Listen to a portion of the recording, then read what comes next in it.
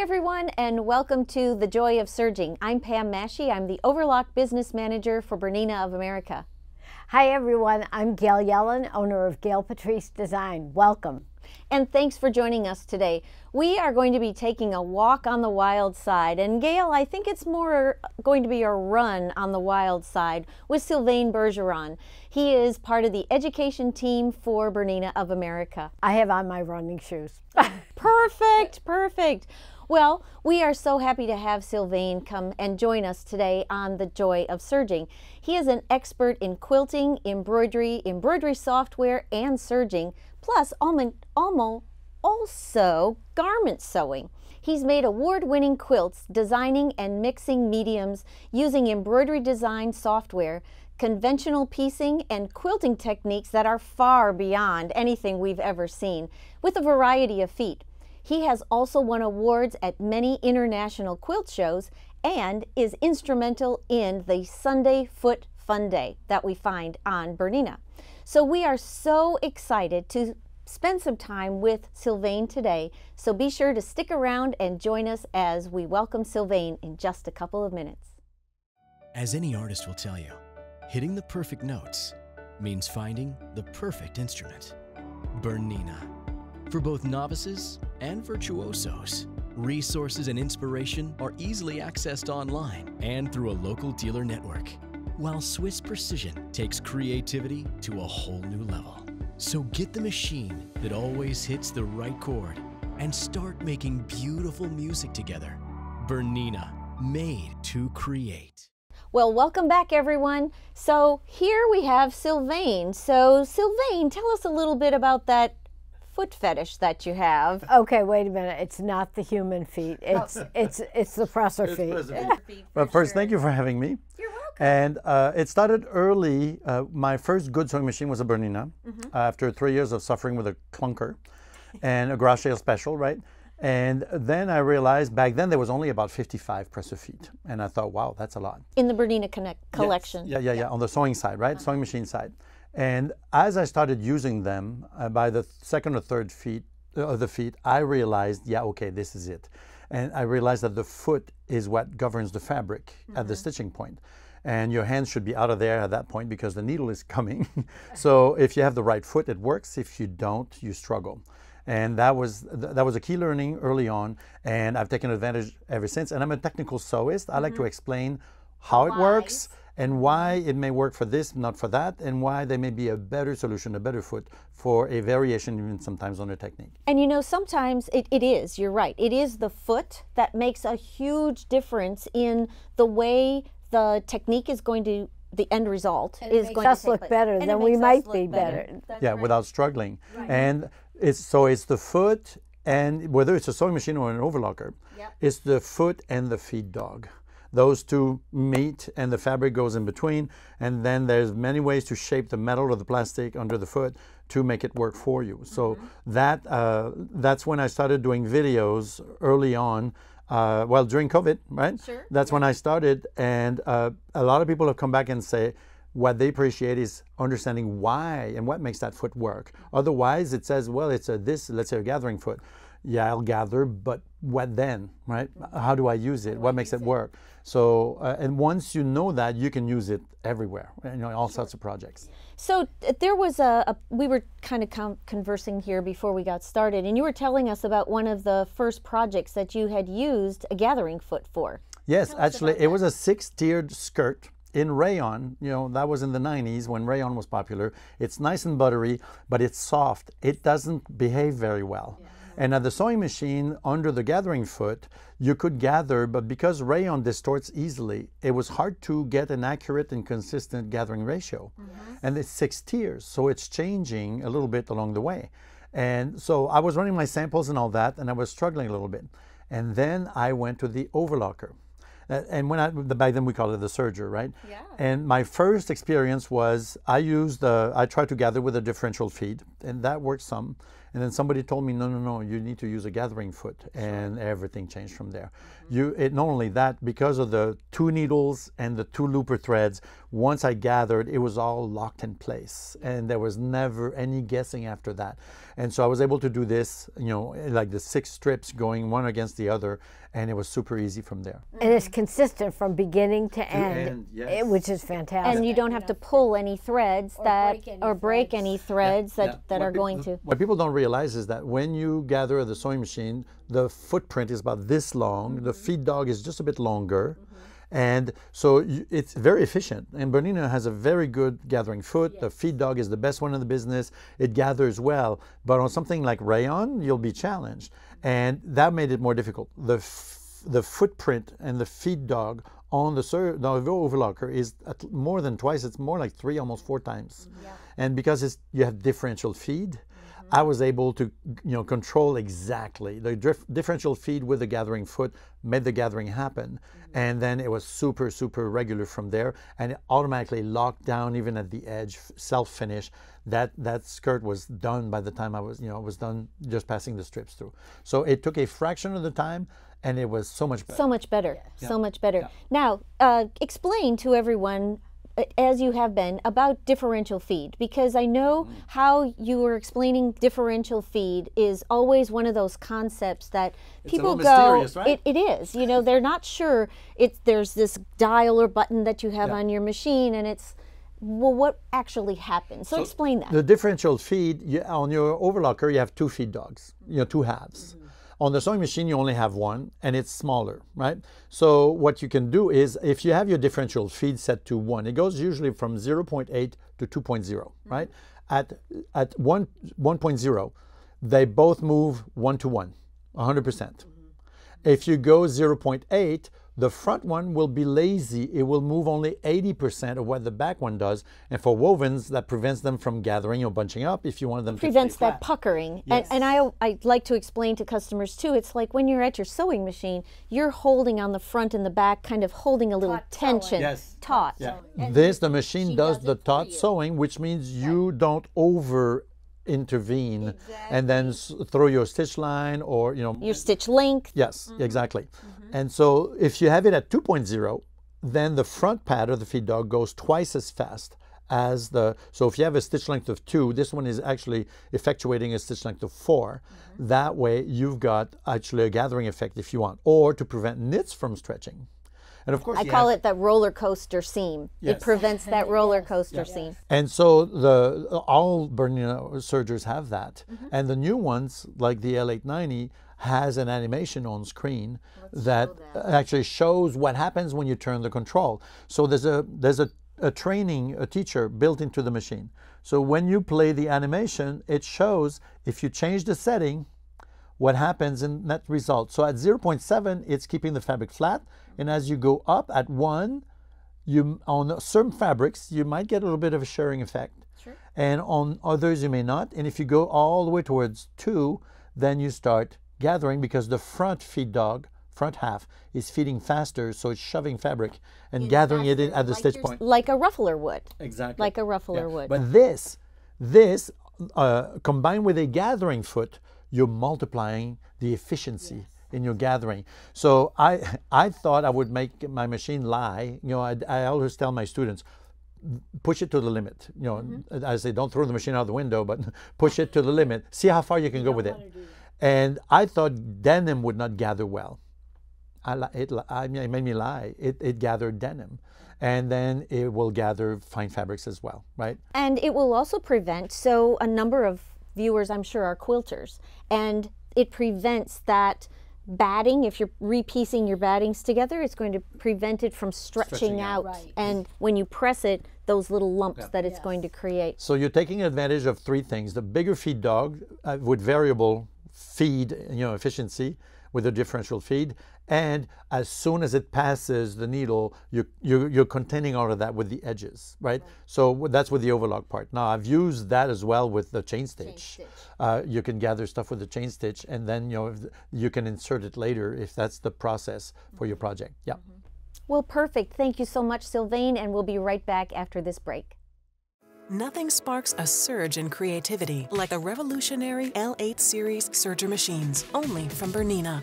With quick, automatic one-step air threading, all sewists can serge with the greatest of ease with BERNINA, made to create.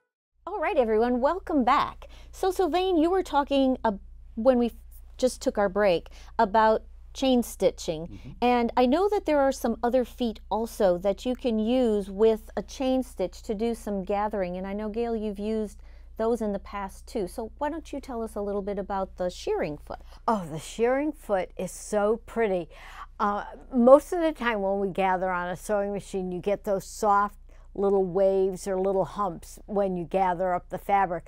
But with the shearing foot, because the bottom of the foot, the base of it, is completely flat and lays flat against both the front and back feed dogs, you get those very tiny, beautiful, flat, pleated gathering effect on your fabric, and it's just a little bit of a different look, and it's really a matter of the type of project that you're doing and the look that you're going for, but it gives you another option to work with for a look. So Gail, that would be excellent for very fine fabrics then.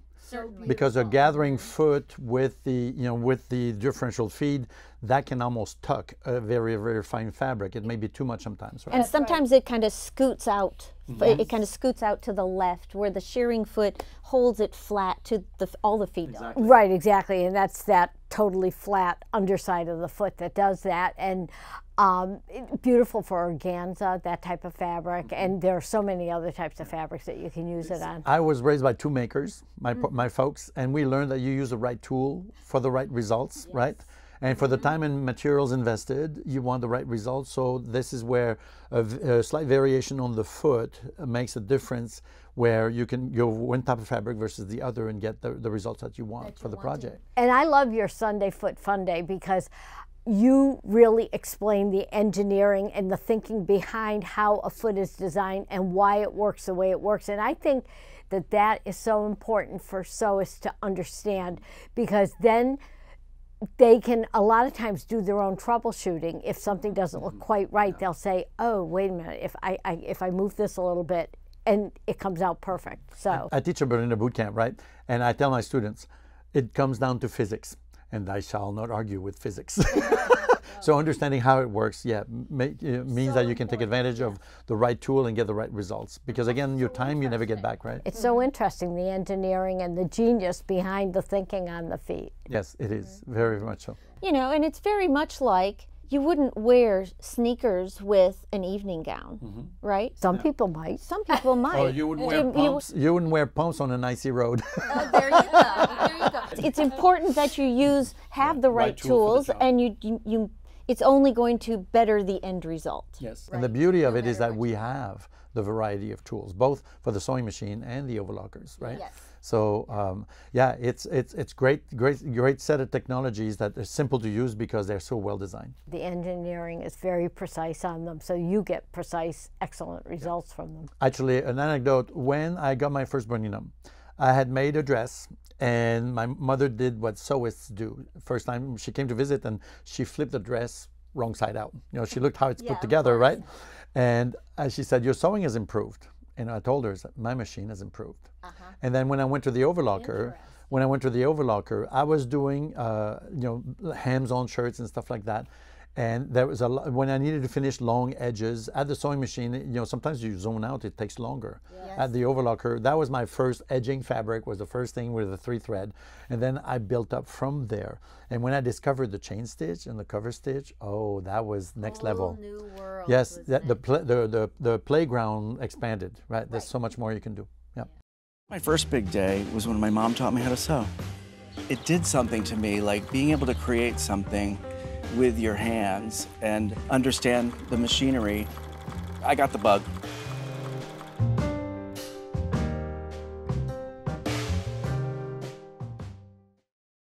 Well, this is absolutely a perfect time, Sylvain, to talk about something that you even learned this weekend, and a new accessory that you learned about, using that chain and cover stitch.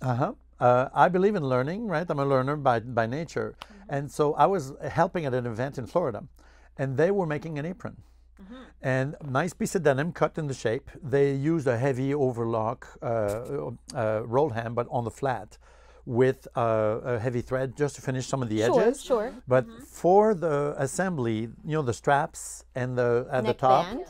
So what they did is they used the binder, and then the binder attachment, and they The double fold binder? the one that does a double fold for you. Top and bottom. Yes. Double Yeah. fold, yeah. So they started at the beginning of the strip and then just making a strap. And then when it was time, they started feeding the, that rounded edge Yeah, the here, armhole. the armhole, the arm yeah. side, basically. And they started feeding that in.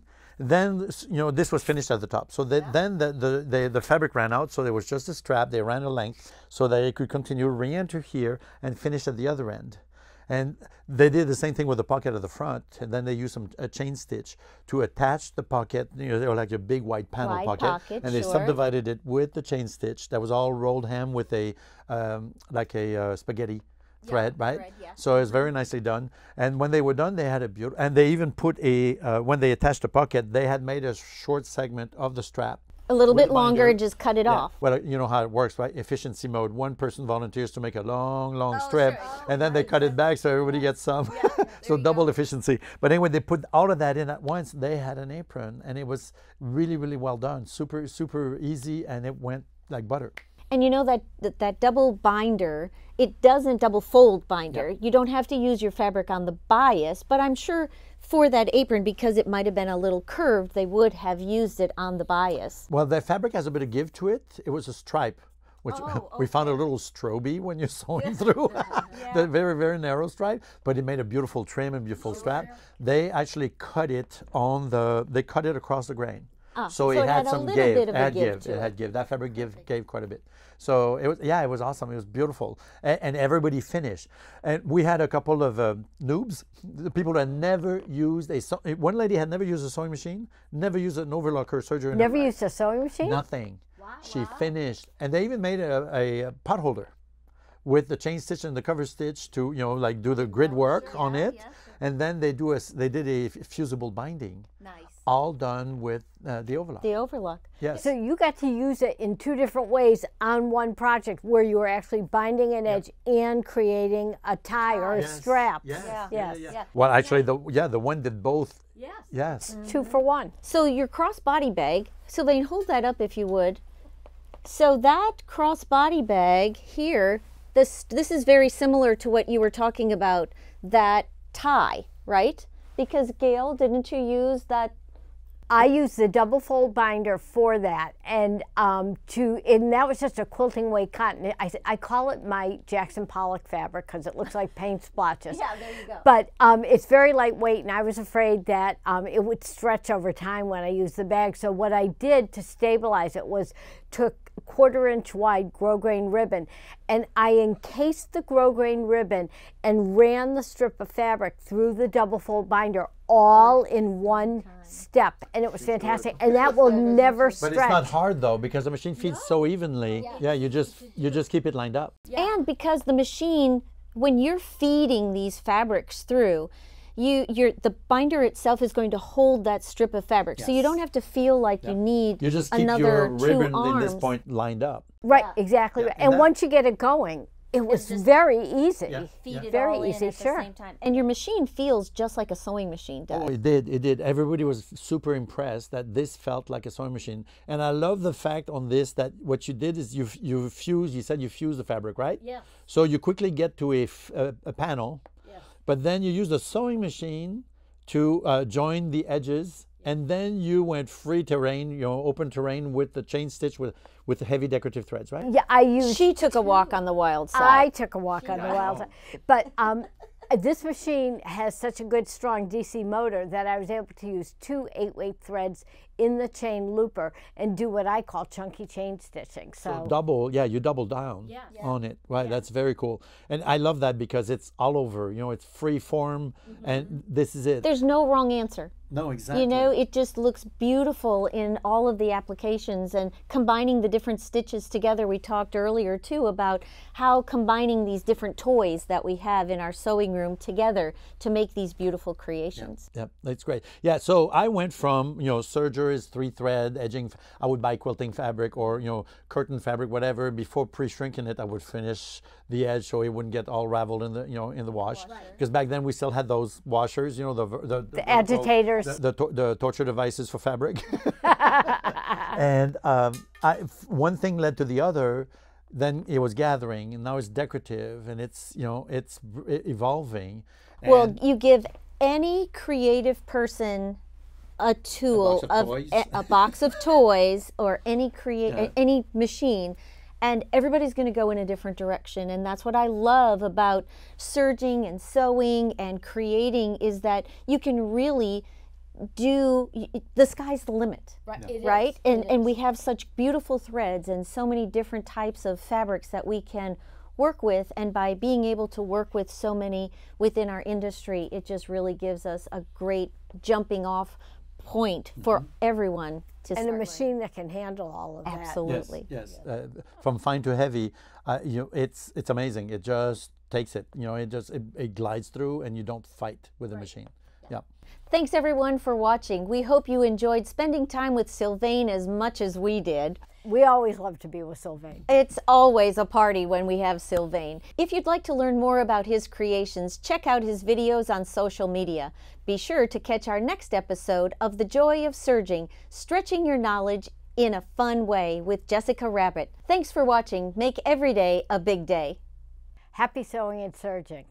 And enjoy your equipment.